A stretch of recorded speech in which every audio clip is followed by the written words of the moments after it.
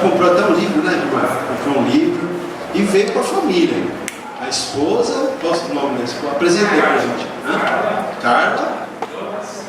Lucas, João Pedro, Pérez Correia. Isso, então veio com os 3 filhos aí, né? 3 meninos? 3 meninos. Legal, muito bom. E veio também o Samuel, né? Samuel, que é da igreja aqui de Jassanã, né? Aí hoje o pastor Nilton vai. Meu Deus do céu, não pode saber que vocês estão aqui. Já tá a Marisa ali, ó. O Samuel com a esposa, né? Leia. E a filha? É a Carol, a Carolina e a Gabriela também. A Gabriela está lá em cima, né? Então tá bom. Então, alguns irmãos ali da igreja de Jassanã estão conosco aqui hoje. Muito bom ter vocês aqui conosco. Amém? E é isso. Acho que os demais já são todos aqui da casa, né? Amém.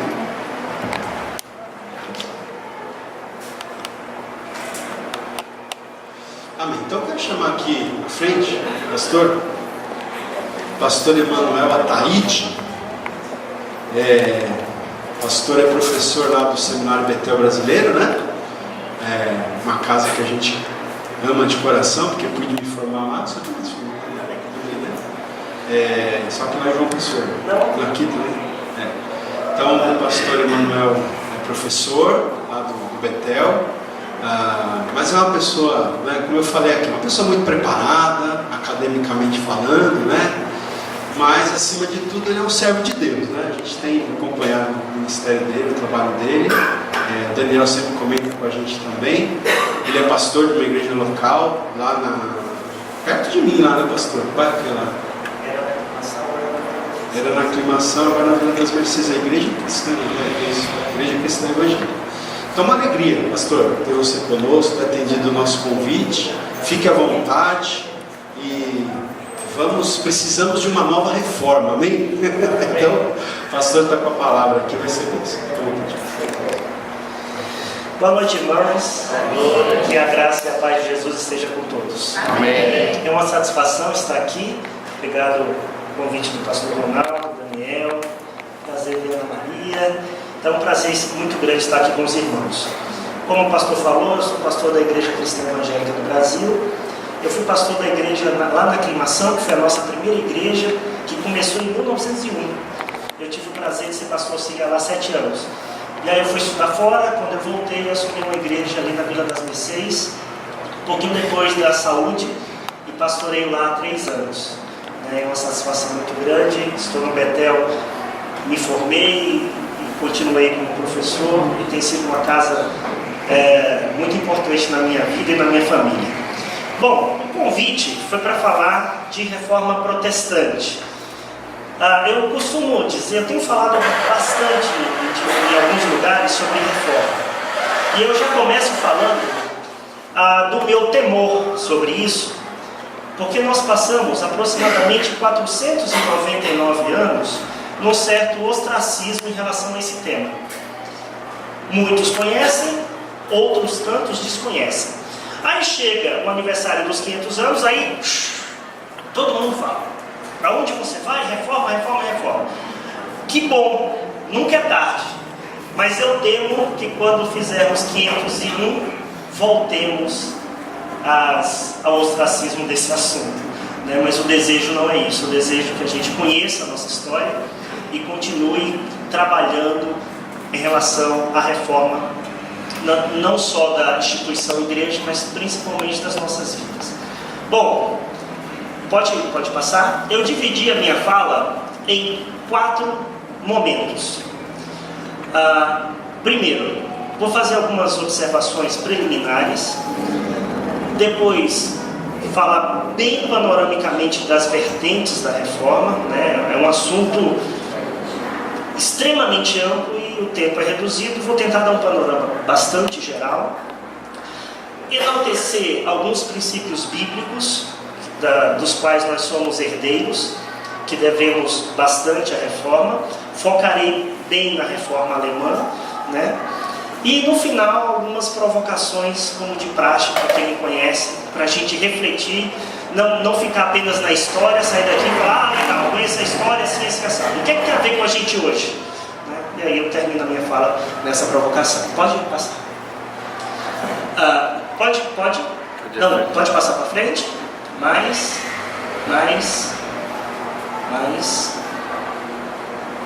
Isso. Bom, minha primeira observação é que quando nós falamos de reforma protestante, nós estamos falando de um período de causas múltiplas e complexas. Achar que a reforma protestante tem apenas uma perspectiva religiosa é muito simplista. Diversos outros fatores contribuíram para a reforma, foram as causas da reforma e teve como consequências pós-reforma. E aí olhamos para fatores políticos, fatores econômicos, fator intelectual da crítica, fatores morais e, obviamente, fatores teológicos / filosóficos. Quando falamos em fatores políticos, por exemplo, nós sabemos que o monge agostiniano Martinho Lutero afixa lá suas teses, depois tem todo o desdobramento disso, em algum momento ele vai para um debate, o negócio fica tenso, alguns amigos o sequestram, levam para um local, então teve todo esse aparato de interesses de pessoas, príncipes daquele contexto, para então resguardar Lutero. Não foi a mesma sorte que o John Hus teve, um pré-reformador, que quando foi um concílio em Constança, foi com um salvo-conduto, quando chegou lá, esse salvo-conduto não valeu de nada e acabou morrendo na fogueira.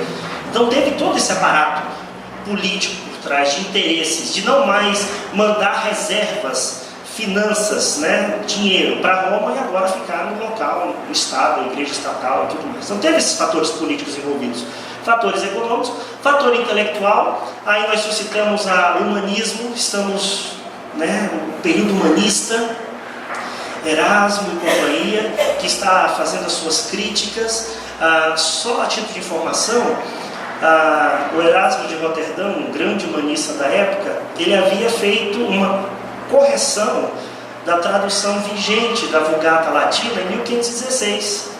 Então os humanistas começaram a criticar os textos antigos, voltar às fontes, estudar o grego, estudar o hebraico, estudar o latim antigo. Então tudo isso desemboca na reforma protestante.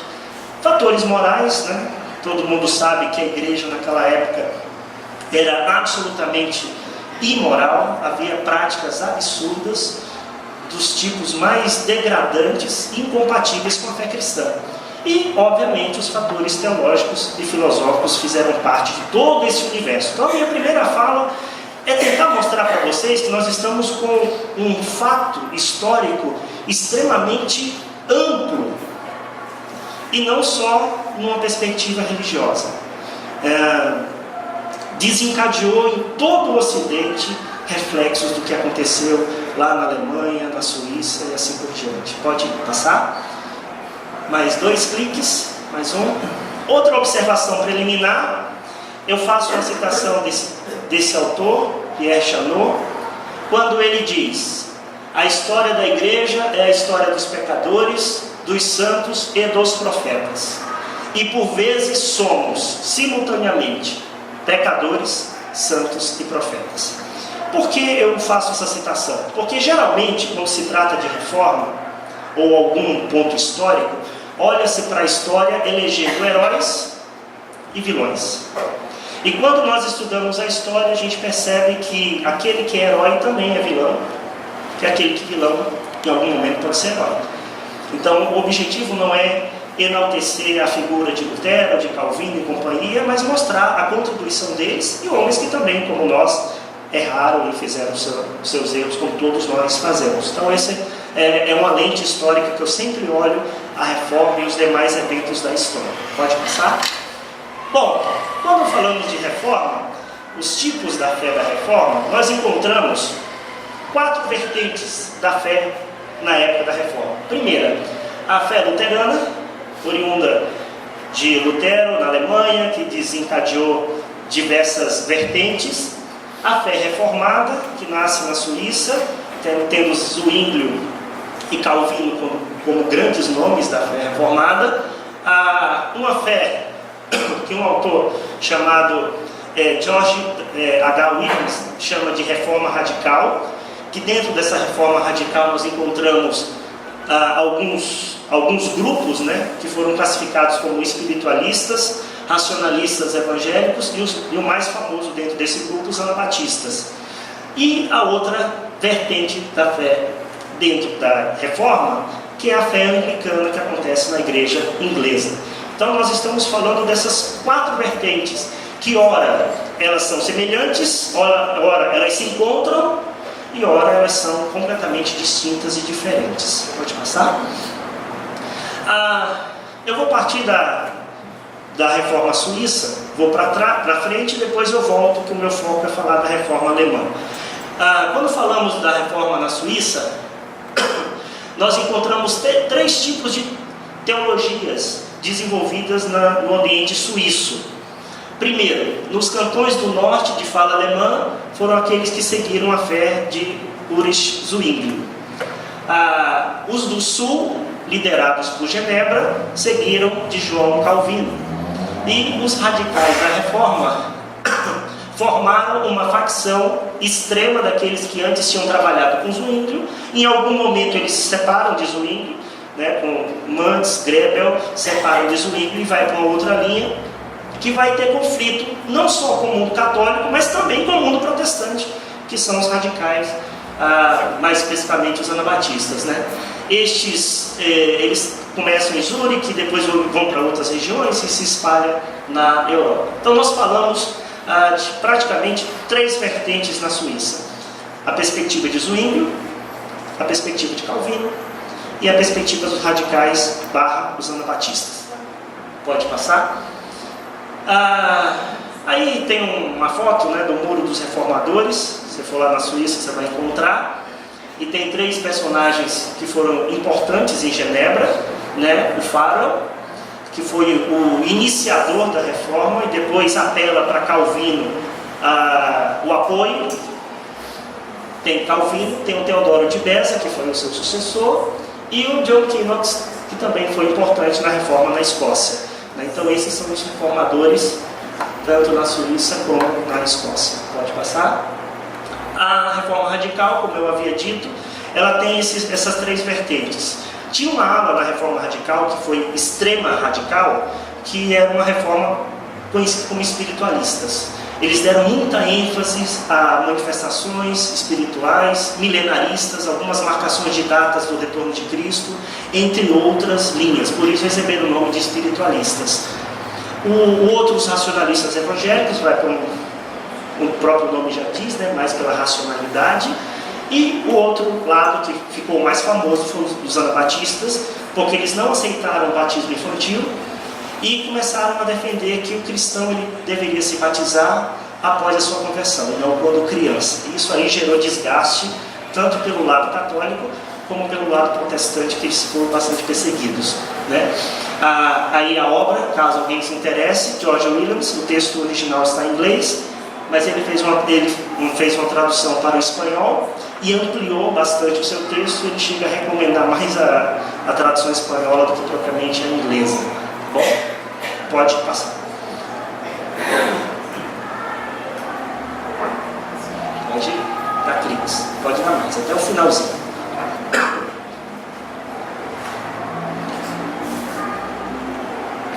Bom, então nós vimos rapidamente reforma na Suíça, 3 vertentes: Zwingli, Calvino em Genebra e os radicais anabatistas. Nós vimos a reforma depois da Suíça, nós vimos nós vimos a Suíça, vimos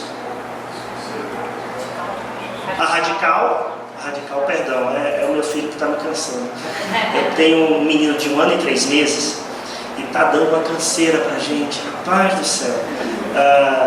Sábado, sexta, domingo, e não sei se vocês perceberam, eu acho que não, chegar perto vocês vão ver, meu óculos está quebrado. Quem quebrou? É óbvio, né? O João, o pequeno João. Então tem hora que dá uns apagões. Lá na igreja também, hoje o nosso culto lá na igreja é pela manhã, né? Então às vezes eu vou falar alguma coisa, eu vou pregar, dar um estudo, dar um aviso, tem hora que eu paro, aí todo mundo já olha e fala, já sei, é o João do canseiro. Eu falei, João do canseiro. Quando o João não dorme, aí dá os apagões. Bom, então a terceira vertente da reforma, então a suíça, a radical, nós temos a inglesa. A inglesa gera bastante discussões. Se você conversar com um anglicano, eu tenho alguns amigos anglicanos, pastor anglicano, e uma vez conversando com ele, ele falou: olha, não me vem com essa história de que nós nascemos com Henrique VIII. Muitos vão defender que vem lá do Wycliffe, dos Lollardos e coisas do gênero, mas é fato histórico que o Henrique VIII, ele queria se separar da Catarina de Aragão. Ela tinha lhe dado uma filha, Maria, ele queria um herdeiro, não tinha. Ele já tinha um caso com Ana Bolena, e aí ele decide se casar com Ana Bolena. A igreja foi contra, e aí ele se vale tanto do seu primeiro-ministro, Thomas Cromwell, como do arcebispo de Cantuária, Thomas Cranmer, e aí ambos sustentam, e aí rompe com a igreja e se torna a igreja estatal inglesa, daí vem a igreja anglicana. Ele se separa de Ana Bolena, depois ele vai se separar, vai matar Ana Bolena, vai se separar várias vezes, vai ter 6 mulheres, apenas 6 mulheres, né? Mas o fato é que uma delas lhe dá um filho, o Eduardo VI. Quando ele morre, o Eduardo VI assume o reinado. Adolescente, ele falece, ele assume criança, tem um tutor, mas ele falece jovem. E aí a Maria, a filha da primeira esposa, assume o reinado. Quando a Maria assume, o que ela faz? Ela recatoliza novamente o mundo inglês. Deixa de ser anglicano e volta a ser católico. Mas só que a Maria, ela também vai falecer. E pouco antes da sua morte, tem uma conversa com a sua irmã, pede para a sua irmã para não trazer de volta a fé anglicana, mas a Elizabeth assim não procede. E após a morte de Maria, assume Elizabeth de volta, traz a igreja anglicana, e até hoje a igreja oficial da Inglaterra é a igreja anglicana, e aí então nasce a fé anglicana, tá bom? Pode passar? Bom, então nós vimos a suíça, vimos a radical e vimos a inglesa. Agora vamos voltar para o início, para voltar e vermos a alemã, que marca realmente o início daquilo que ficou conhecido como Reforma Protestante. Bom, é uma data, nós precisamos de data, de marcos, e a data que nós temos oficialmente é 31 de outubro de 1517, quando o monge agostiniano lá em Wittenberg, ele redige 95 teses e afixa lá para todos verem. Bom, algumas observações preliminares. Foi um convite para um debate nos meios acadêmicos e não uma afronta à igreja. Isso é um ponto interessante. Nelas, ele condenava os abusos da igreja, contudo, ele não condenava as indulgências em si. Pelo contrário, um pouco tempo antes, quando ele foi visitar Roma, quando ele volta de Roma, ele traz indulgências, ele compra indulgências. Então, inicialmente, ele não era contra as indulgências. Ele foi contra esse detalhe das indulgências, porque nesse momento da vida da igreja, o mercado das indulgências começou a crescer. Então, para você obter um pedacinho no céu, para você ter o perdão de todos os seus pecados, aí entramos na teologia romana, tanto dos pecados veniais quanto dos pecados capitais, basta você comprar as indulgências. Lutero entendia que as indulgências só eram capazes de perdoar os pecados veniais, aqueles que a igreja tinha autoridade para perdoar. Os capitais, só Deus poderia perdoar. E aí, esse é o primeiro embate, a primeira divergência que há com Lutero. Como também ele não condenava propriamente o Papa. Pelo contrário, tem uma das teses que ele vai dizer: olha, está acontecendo isso, é porque o Santo Padre não sabe. Então, inicialmente, ele achava que o Papa não sabia do que estava acontecendo nas cidades, essas vendas das indulgências. Depois é que ele vai ver que o problema não está tão somente aqui, começa do topo da pirâmide, né? Depois é que ele vai romper, mas inicialmente ele não rompe. E geralmente é o que passa conosco, né? Para nós. Olha, ele afixa 95, ele rompe com a igreja, ele rompe com o Papa. Não, inicialmente não, depois vai acontecer. Tá? Então tem aí a cena do filme, né? Ele afixando lá. Ele afixa dia 31 de outubro, interessante que é um dia antes de 1º de novembro. Nós sabemos que 1º de novembro, na doutrina católica, é dia de Todos os Santos. A cidade ficava alvoroçada e ele afixa numa data, num dia bem interessante, para que as pessoas vissem e fossem debater com ele. O fato é que não apareceu ninguém para debater com ele essas teses. Pode passar? Eu, particularmente, eu acredito, eu defendo que a reforma, se a gente fosse eleger um marco, eu sugeriria este marco aí, de 4 de setembro de 1517, um mês antes, quando ele expõe 97 teses.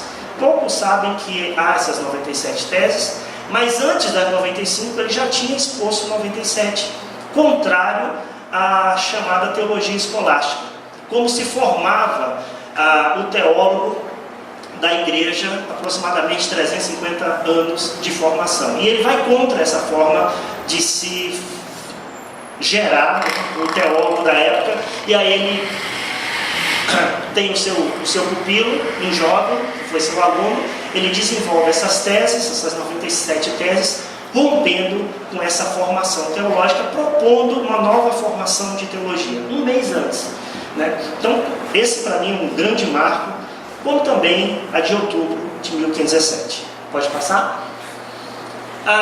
Acho que uns mais. Bom, Lutero começou a estudar as línguas originais e ensinar a Bíblia no vernáculo, na língua alemã. Aos poucos foi descobrindo a verdadeira autoridade única da Bíblia. De 1513 a 1515 ele deu aula sobre os Salmos. De 1515 a 1517 deu aula sobre Romanos. Depois Gálatas e Hebreus. E o texto de Romanos 1,17 foi marcante para a sua vida. Alguém pode ler, por favor? Romanos capítulo 1, verso 17.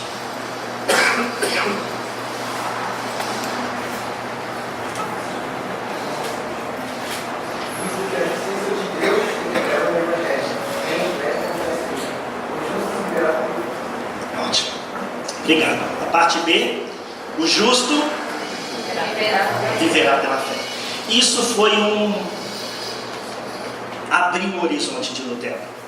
Quando ele percebeu que a justificação se dá tão somente pela fé e não pelas obras, não pela igreja, isso descortinou a visão dele em relação à fé.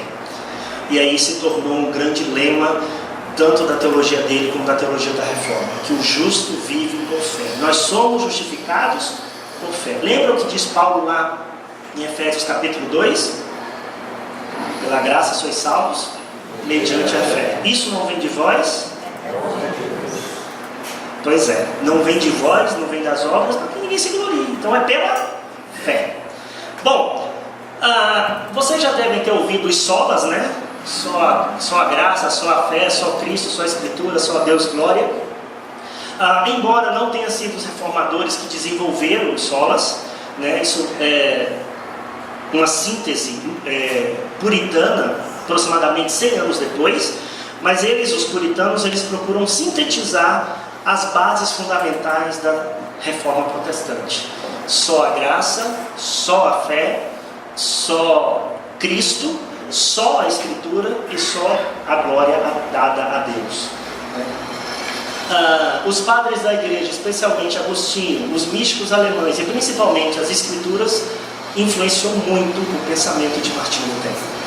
Pode passar? Bom, mas aí eu já vou caminhando para os princípios bíblicos, o que nós podemos extrair da reforma protestante de princípios bíblicos. Primeiro, esse foi um divisor de águas em Lutero. Lutero, ele lia a Bíblia no latim. Havia a tradução de Jerônimo.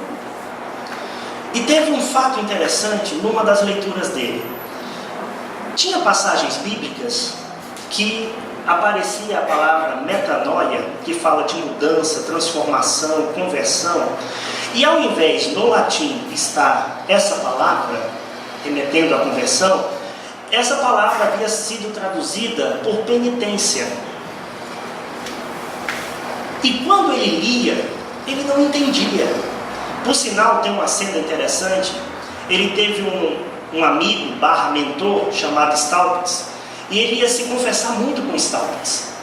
E ele fazia as penitências, ele fazia as coisas, mas não sentia o amor de Deus, não sentia o perdão dos seus pecados. Até que quando ele vai ler a Bíblia no texto original, teve uma influência muito grande da revisão de Erasmo. Quando ele vai ler a Bíblia no texto, ele se depara com a palavra metanoia. Isso acaba também sendo libertador para ele, porque não é pela penitência, é pela conversão. Precisa do arrependimento. Então a Bíblia foi desvendando os olhos desse monge agostiniano.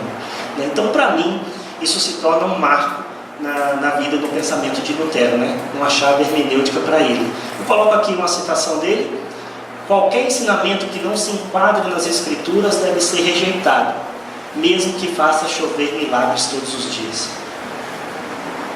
Parece que está escrevendo para a gente hoje. Que coisa, olha. 500 anos atrás já tinha gente falando isso. Cuidado com esse povo que quer. E não está no texto bíblico. A autoridade é o texto e não os sinais. E o Lutero ele vai defender muito isso. É a Bíblia, não os sinais. Bom, pode passar. Outro ponto interessante de princípios bíblicos em Lutero. Em 1518 foi convocado um debate em Heidelberg pelo Staupitz, o mentor dele. E o Staupitz coloca Lutero para ser o principal debatedor. Nesse debate, ele desenvolve 28 teses teológicas e 12 teses filosóficas para debater, sentenças afirmativas. Aí, nas teses 19 até a 21 teológicas, é onde vem a perspectiva da teologia da cruz de Lutero. Olha interessante uma das teses que ele diz: a verdadeira teologia não reconhece em seu poder, mas no sofrimento e na fraqueza, no Cristo crucificado. Então é olhar para a cruz que você vai encontrar a verdadeira teologia, a teologia sadia. E aí vem a famosa vertente da teologia da cruz de Lutero. Bom, aqui é uma indicação de um livro de um historiador gaúcho, que doutorou-se na Alemanha, o Martin Dreyer, de Luther a Lutero. Vocês sabiam que o nome de Lutero não era Lutero? Não era Lutero. Pois é. Um dia eu estava num local, num seminário, e aí tinha um grupo de rapazes falando assim: eu não aguento mais ouvir palestra de reforma. E eu sou quieto ouvindo, e reforma para cá, reforma para lá, já ouvi trocentas. Eu falei: legal, né? Aí eu cheguei para eles, aí um chegou para mim: o que você me diz? Eu falei: bom, eu só queria fazer uma pergunta. Vocês sabiam que o nome de Lutero não era Lutero? Sério? Ué, vocês já ouviram tanta palestra de reforma? Eu não sabia que o nome dele não era Lutero. Não, pois é, não era Lutero, olha, pasma. Bom, não vou jogar o programa. Então qual era? Joaquim? Emanuel? Não era. Lutero, no debate de Heidelberg, ele está nas descobertas, ele descobre uma palavra grega chamada eleutéria, que significa liberdade. E aí o que é que Lutero faz? Olha que sacada interessante, para marcar mesmo um marco na vida dele, o antes e o depois. Ele pega, não sei se vocês estão vendo, o TH da eleutéria e tira o nome dele, que era Luther, tira o D e coloca Luther. E ele começa a assinar como Martinus Luther. Martinho Lutero, o livre. Nesse sentido. E aí ele muda o seu nome de Luther para Lutero, o livre. Quem deu essa liberdade? A Bíblia, que desvenda os olhos do pecador. Amém. Beleza, né? Esse é um título de formação. Alguém falar para você fala isso. Sabe que Lutero não é Lutero? Então vai falar: é verdade. Bom, pode passar? Pode? Mais dois? Bom, como eu falei, ele enaltece muito a teologia da cruz.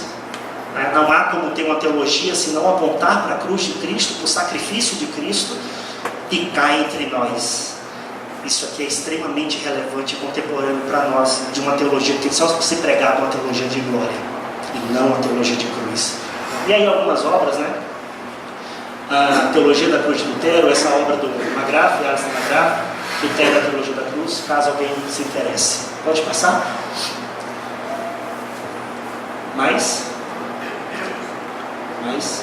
Bom, outro princípio bíblico que nós aprendemos com a reforma alemã de Lutero é a diferença que ele faz de evangelho e lei. É óbvio, por ter uma formação monacal de monge, uma perspectiva muito de lei, muito de juízo, muito de ter que fazer para poder obter, a graça acabou sendo libertadora para este monge. E não é à toa que ele vai escrever em algumas teses sobre o conceito da graça. Olha que interessante, quando ele diz sobre a lei: a lei de Deus não pode levar o ser humano à justiça, antes o impede. Outra tese, a 23: a lei provoca a ira de Deus, mata, maldiz, acusa, julga e condena tudo o que não está em Cristo. A tese 26: a lei diz, faz isso, mas nunca é feito. A graça diz, crê neste e já está feito. Olha que beleza. Irmãos, a graça é um conceito estranho. Eu já fui lá no Betel professor de religiões comparadas. E uma das coisas que eu falava para os alunos, que o conceito da graça é um dos pontos mais divisórios entre o cristianismo e qualquer outra religião. Qualquer outra. Vai para o budismo, é diferente. Vai para o Islã, diferente. Vai para o judaísmo, diferente. A graça é um conceito absolutamente cristão. E é um conceito tão profundo e tão sério que acaba sendo também estranho para o cristão. A gente não percebe como é importante e fundamental a graça na vida da gente. Não é pelo que a gente faz. Eu, como pastor local, é óbvio que quando aparece alguém disposto, que quer trabalhar, todos nós, né? Quer gente trabalhando e disposto. Mas às vezes, eu me lembro que uma vez apareceu uma senhora muito disposta, trabalhando, fazendo e acontecendo. E ela fica com aquele, né? Poxa, por que tanta vontade de fazer? Por que tanta motivação? E aí eu comecei a andar junto, a acolher. E aí eu comecei a perceber que era absolutamente uma ideia retributiva. Se eu tanto faço, é lógico que Deus vai me salvar. Então é difícil entender a graça, até mesmo entre nós, né? E Lutero entende isso, isso acaba sendo libertador para ele. A graça. Olha, vou repetir de novo a tese 26. A lei diz, faz isso, mas nunca é feito, porque pela lei a gente não consegue. A graça diz, crê neste e já está feito. Beleza, né? Pode passar? Estou caminhando para o final. Pode continuar. Pilares, sugestões de Lutero, se você quer ser um teólogo. Eu quero ser teólogo. Olha as orientações que Lutero dá para alguém ser teólogo. Primeiro, oração, tem que ter uma vida de oração. Segundo, uma vida de meditação nas Escrituras. Terceiro, esse terceiro é fascinante, tentação. Quando eu li isso, eu falei, tentação? Aí eu fui atrás, por que ele falou isso, né?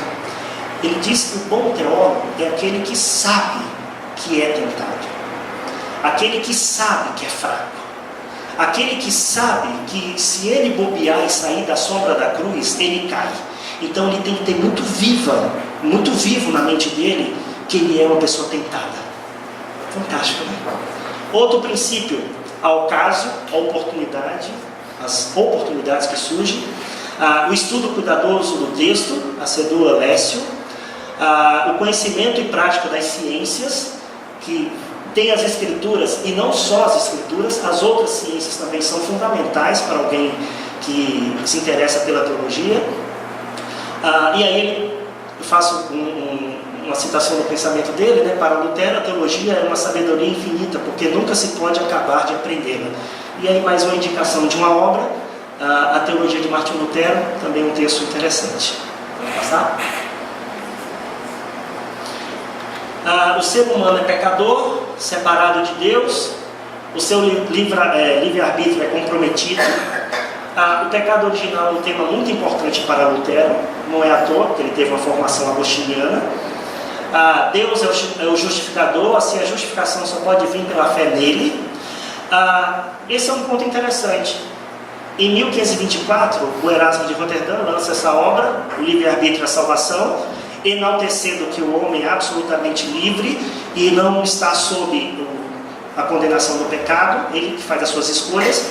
E aí Lutero contradiz Erasmo, em 1525, com o livro Nascido Escravo, dizendo que não, o homem é absolutamente corrompido e precisa da graça de Deus para ir até o próprio Deus, né? A gente está lançando um livro agora em outubro, já está pronto, Erasmo de Roterdã, a sua contribuição para a reforma, que a gente trabalha um pouquinho sobre isso, tá? Pode passar? Tem mais uns 5 minutos? Cria na supremacia das Escrituras. Não é o intérprete que explica as Escrituras, mas é a Escritura que explica o intérprete. Eu costumo dizer isso, né? Uma certa vez eu estava num local, aí a pessoa chegou para mim, né, toda pomposa, né? Sabe, unção de pavão? Aí chegou para mim e falou assim: eu já li a Bíblia tantas vezes. Poxa, legal, né? Bom, a gente tem que ler a Bíblia milhões de vezes. Mas sabe, a gente percebe quando há aquela santa arrogância, né? Se é que é santa. E aí ele falou isso, aí eu olhei nos olhos dele, aí falei assim: quantas vezes ela leu você? Porque você pode ler a Bíblia 1000 vezes, mas ela não lê você. Então você se torna um erudito condenado. Mas quando ela lê a gente, ela vai, sabe, naquele recôndito que nem você tem coragem de ir, ela vai. E ela traz luz. E ela liberta. Quando a Bíblia lê a gente. E Lutero, ele enaltecia muito isso. Lê as Escrituras, as Escrituras lê a gente. A Escritura provê sua própria interpretação. Num dos debates com Lutero, teve um indivíduo que ele estava debatendo com Lutero, e teve uma hora que esse indivíduo falou assim: é o Papa que interpreta as Escrituras. Aí Lutero foi muito inquirido, né? Dizendo que ele tinha que se retratar. Aí Lutero chega diante dele e fala assim: eu me retrato, só se vocês me provarem nas Escrituras que eu estou errado. Se vocês me provarem nas Escrituras que eu estou errado, eu me retrato. Não teve essa prova, né? E juntando a isso a supremacia das Escrituras, outra herança da reforma de Lutero, que é a livre interpretação. Quando ele traduz, essa aqui é uma pintura lá em 1522, quando ele é sequestrado pelos amigos após um debate, e vai para o castelo de Ratterburg. E lá ele fica aproximadamente 10 meses. E é justamente aí que ele vai traduzir o texto para o alemão. E ele dá a Bíblia para o povo alemão na língua alemã, né? Por sinal, ele que organiza a língua alemã, que não era nem organizada. E através disso, as pessoas tinham acesso à leitura. Então, nós temos acesso a ela. Nós podemos lê-la, nós podemos interpretá-la, né? Isso é uma herança muito bonita que a gente recebeu da Reforma Protestante, que muitas vezes a gente não dá valor. Outro caso, né? Verdadeiro. Todos os meus casos são verdadeiros. Quando for causa, eu digo, é causa. Esse é verdadeiro. Uma vez eu fui pregar no Mato Grosso, numa cidade chamada Várzea Grande, do lado de Cuiabá. Morei lá também. E aí eu fui pregar na igreja de um amigo, e eu fui pregar num profeta menor, um dos menores. Acho que foi Ageu, há muitos anos, uns 15 anos. Aí eu fui pregar. E eu tenho o hábito de falar: olha, abra a Bíblia no livro tal, vamos ler juntos, acompanhar a leitura, né? E eu falei: irmãos, vamos abrir a Bíblia no livro tal. E o povo lá procurando. Aí eu falo assim: olha, você que está do lado, ajuda o irmão a abrir, né? O povo lá. Quando a gente é novo na fé, não é feio, não é vergonha ir no índice. Eu acho que eu passei uns 3 anos indo no índice, vendo a página e abria. Irmãos, eu acho que eu passei uns 6 minutos em pé no púlpito esperando para ler a Bíblia com toda a igreja. Até aí tudo bem, né? Profeta menor, livrinho e tal. O problema foi depois. Quebrando o silêncio dos 6 minutos, uma irmãzinha no meio da igreja, no meio assim, levanta espontaneamente e diz: pastor, na minha Bíblia não tem isso não. Aí eu virei para o meu colega, o pastor da igreja, e falei: rapaz, isso é uma escola dominical. Poxa, é sério? E hoje nós temos uma geração de cristãos que não conhecem a Bíblia. Isso é trágico. O censo diz que nós somos aproximadamente 25% da população brasileira. A cada 4 brasileiros, um se diz evangélico e não sabe Bíblia, não sabe manusear a Bíblia, não lê a Bíblia. É aquele artefato de decoração, senão de acessório de domingo para a igreja. E essa é uma das heranças belíssimas que nós obtivemos na Reforma Protestante. Muitas vezes nós não damos valor e precisamos considerar o texto bíblico. Lembra da tentação de Cristo? Lá em Mateus capítulo 4? Como foi que Cristo rebateu Satanás? Com a palavra. Sendo ele quem ele é, fez isso, imagina o Emanuel genérico. Imagina, gente. Bom, pode passar? Mais um pouquinho. As 3 frentes de compreensão bíblica de Lutero. Então ele foi contra o humanismo cético de Erasmo, que interpretava tão somente as letras, né, fruto da herança humanista, desde Lourenço Valla e companhia. Contra o formalismo romano, só o Papa pode interpretar a Bíblia, né, foi Caetano que falou isso. E contra o entusiasmo espiritualista. Tudo que foge das Escrituras é do diabo. Então, essas são as vertentes de Lutero em relação às Escrituras. Pode passar? Estou já acabando. Bom, já indo para o final. Algumas citações dele. Essa citação se encontra no comentário de Gálatas, a carta aos Gálatas, capítulo 4, versículo 6. Olha o que Lutero falou. Esta é a razão porque a nossa teologia é certa. Porque ela nos arranca de dentro de nós mesmos e nos coloca fora de nós mesmos. De tal modo que não nos apoiamos nas nossas forças, na nossa consciência, no nosso senso, na nossa pessoa, nas nossas obras. Ao contrário, apoiamos-nos naquilo que está fora de nós, a saber, na promissão e verdade de Deus, que não são ilusões. É nele que está o nosso apoio. Belíssimo, né? Pode passar? Certa vez, Lutero foi acusado de ter criado a seita luterana. Porque sempre tem esses, né? Eu vou seguir fulano de tal. Eu vou na igreja. Qual a igreja? A igreja do pastor fulano de tal. A gente gosta de seguir gente, né? E aí começaram a fazer isso com Lutero. Olha a resposta que Lutero deu, né? O jeitozão alemão dele, né? Bem polido, né? Olha o que ele disse. O que é Lutero? A doutrina não é minha. Como eu, pobre e fedorento saco de vermes, poderia designar os filhos de Cristo como meu desgraçado nome? Nada disso, caros amigos. Eliminemos os nomes partidários e designemos-nos de cristãos, do qual temos o ensinamento. A proposta dele não foi formar seguidores dele. Uma proposta do próprio Calvino não foi formar seguidores dele. Mas as pessoas gostam de seguir outras pessoas. Pode passar? Estou acabando. Entro nas minhas considerações finais, minhas provocações. Irmãos, por que é importante estudar a história? Primeiro, para conhecer a nossa origem. Segundo, para entender o nosso presente. E terceiro, para evitar cometer os mesmos erros do passado. Contar uma história para vocês.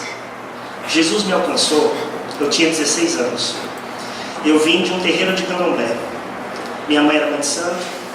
Eu batia tambor no terreiro da minha mãe desde os 3 anos de idade.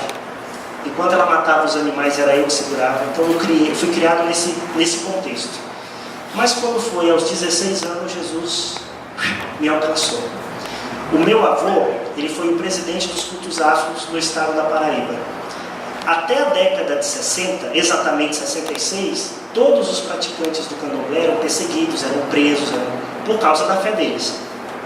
E aí o meu avô, que era um dos pais de santo, o governador do estado se tornou filho de santo dele, o João Agripino Maia. E quando foi em 66, assinou uma lei liberando os cultos afro e acabou a perseguição.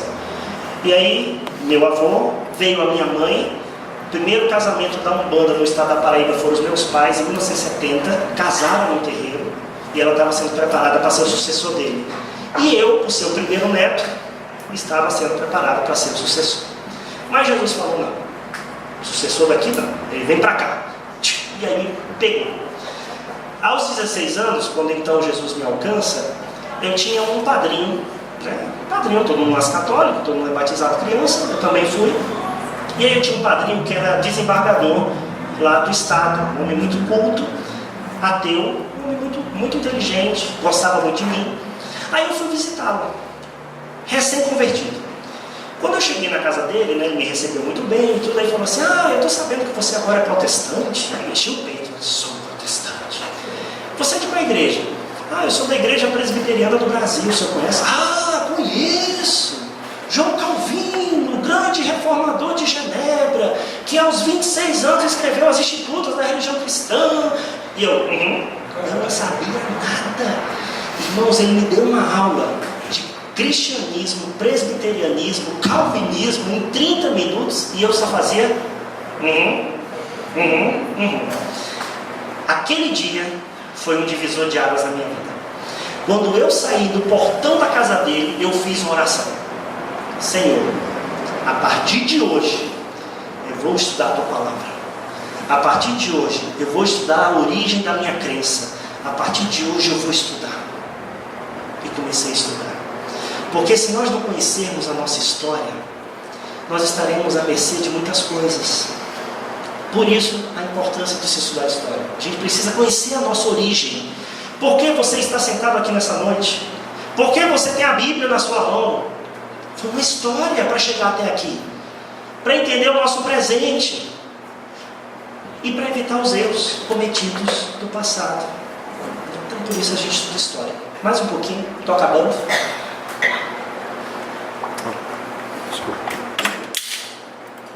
Travou? Não. Só mais um pouquinho. Isso. Aí eu encerro aqui.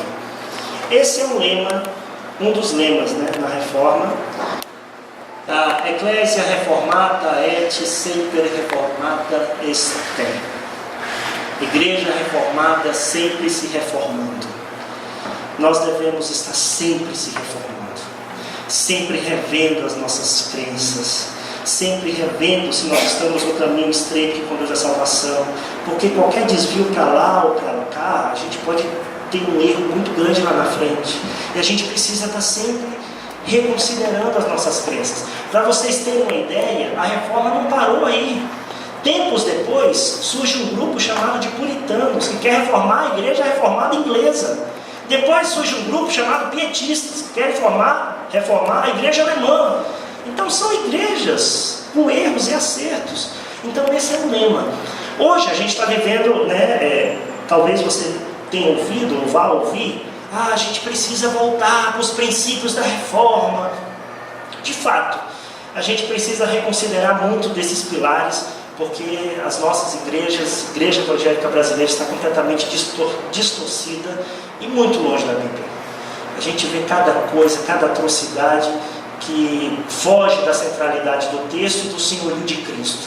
Hoje o culto tem sido a homens, a Bíblia tem sido pretexto, não tem sido analisada, crida como deveria crer. Mas eu costumo dizer, se a gente quer voltar para algum lugar, que a gente volte para o Sermão do Monte. Ali não vai ter erro. Então eu aconselho você, quando sair daqui, ir para sua casa, dormir, descansar, e amanhã leia exaustivamente Mateus capítulo 5, 6 e 7 e peça a Jesus: Senhor, eu quero ser uma igreja ainda em reforma, e eu quero partir do Sermão do Monte, que é a base de tudo. Amém? Amém. Vamos orar? Obrigado, Senhor, por esse tempo que nós tivemos em culto, falando um pouco da nossa história, da nossa herança. Obrigado, porque ao longo da história o Senhor levanta homens, levanta mulheres que amam a tua igreja e militam a favor dela. Nós louvamos o Senhor pela vida destes homens do passado. Obrigado, Senhor, pela vida do Lutero, do Calvino, dos Zwingli, de tantos e tantos outros que, com coragem, lutaram contra um sistema a favor da Bíblia, a favor da verdade, trazendo de volta a centralidade do Cristo, e não mais da instituição, não mais das obras. Muito obrigado, Senhor. Mas, Senhor, como homens foram imperfeitos como nós, E hoje, nós olhamos esses 500 anos de história, nós temos muito a celebrar, de fato. Se nós estamos sentados hoje livremente num banco, se nós temos uma Bíblia na mão, a gente tem muito a celebrar, porque muitos lutaram por isso. Mas, Senhor, nós também temos muito a lamentar, porque a gente não tem andado de acordo como deveria andar. O nosso caminho, Senhor, a gente tem escolhido mais o caminho largo do que o estreito. Nós não temos salgado e brilhado como deveria. Tem misericórdia de nós. Nós não temos dado o devido valor à Tua palavra como deveríamos dar. Tem misericórdia de nós. Nós não temos crido na suficiência de Cristo como deveríamos crer. Tem misericórdia de nós, Senhor. Nos ajuda a viver sob esses pilares. Só Cristo. É só a graça. É só a Escritura. Só a Deus glória. É só pela fé. Nos ajuda, Senhor, a viver sobre esses pilares que estão embasados na Tua palavra. E como nós lemos, logo quando eu cheguei, lâmpada para os meus pés é a Tua palavra e luz para o meu caminho, disse o salmista. Nos ajuda, Senhor, a viver essa realidade. Embora hoje a nossa fala tenha sido histórica, a gente viu muita coisa, mas fala muito com a gente e nos provoca. Que o Senhor continue abençoando os meus irmãos aqui, abençoando o pastor Ronaldo, toda a igreja, para que tenha isso como verdade, como pilar e prática. Nos ajuda, nos livra de nós mesmos, nos livra de viver aquilo que vai de encontro ao texto sagrado. Que o Senhor nos converta a cada dia a Ti, tão somente a Ti. Assim nós oramos agradecidos no nome de Jesus. Amém. Amém. Obrigado, irmão. Obrigado, pastor.